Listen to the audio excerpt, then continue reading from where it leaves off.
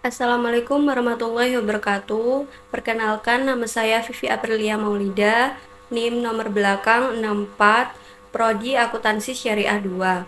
Di sini saya akan menjelaskan materi tentang pengertian dan prinsip-prinsip distribusi. Teori distribusi dibagi menjadi dua. Yang pertama, distribusi dalam arti penyaluran barang atau jasa dari produsen ke konsumen, atau dipelajari di mata kuliah manajemen pemasaran. Yang kedua, distribusi dalam arti penyaluran pendapatan oleh produsen atau konsumen, atau dipelajari sekarang di mata kuliah ekonomi mikro Islam. Pengertian distribusi pendapatan. Distribusi pendapatan menurut Islam merupakan harta yang ada, baik dimiliki oleh umum ataupun pribadi kepada pihak yang menerima, yang ditujukan untuk meningkatkan kesejahteraan masyarakat sesuai syariat. Pengertian distribusi dalam pandangan ekonomi Islam mempunyai makna yang lebih luas, yakni mencakup pengaturan kepemilikan, unsur-unsur produksi, dan sumber-sumber kekayaan.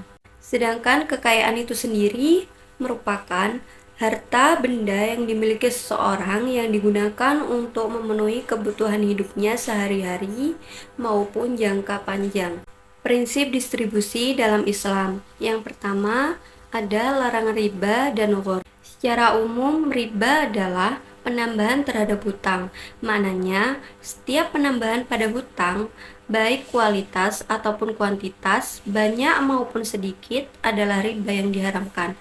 Landasan mengenai riba ini sudah ada dalam Al-Quran surat An-Nisa ayat 29 yang berarti, "Hai orang-orang yang beriman, janganlah kamu memakan harta samamu dengan jalan yang batil."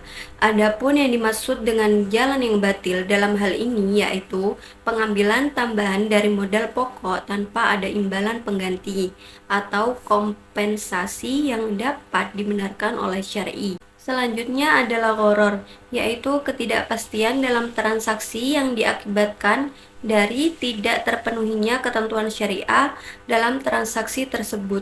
Dampak dari transaksi yang mengandung gharar adalah adanya penzaliman atas salah satu pihak yang bertransaksi, sehingga hal ini dilarang dalam Islam. Yang kedua, keadilan distribusi dalam Islam. Keadilan distribusi adalah keadilan yang menilai dari proporsionalitas atau kesebandingan berdasarkan jasa, kebutuhan, dan kecakapan.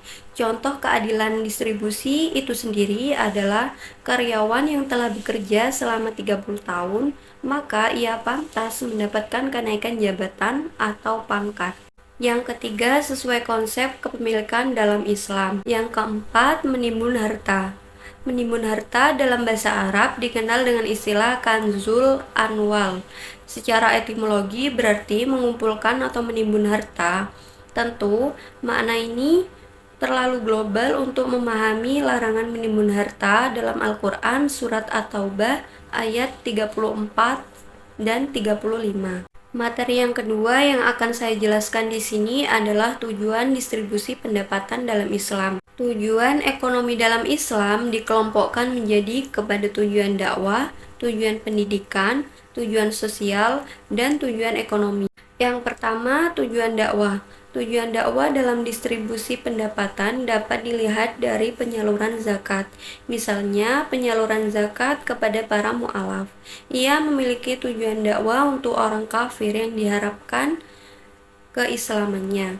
Yang kedua, ada tujuan pendidikan.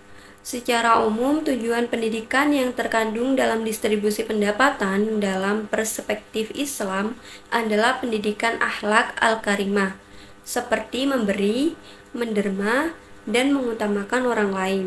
Yang ketiga, ada tujuan sosial.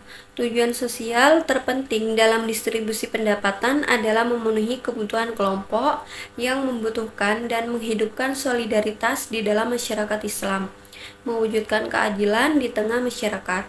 Dan yang terakhir, ada tujuan ekonomi. Distribusi dalam ekonomi Islam memiliki tujuan seperti berikut. Yang pertama, pengembangan dan pembagian harta baik dalam bentuk infak maupun iuran wajib. Baik, itu saja materi yang bisa saya jelaskan. Kurang lebihnya mohon maaf. Wassalamualaikum warahmatullahi wabarakatuh.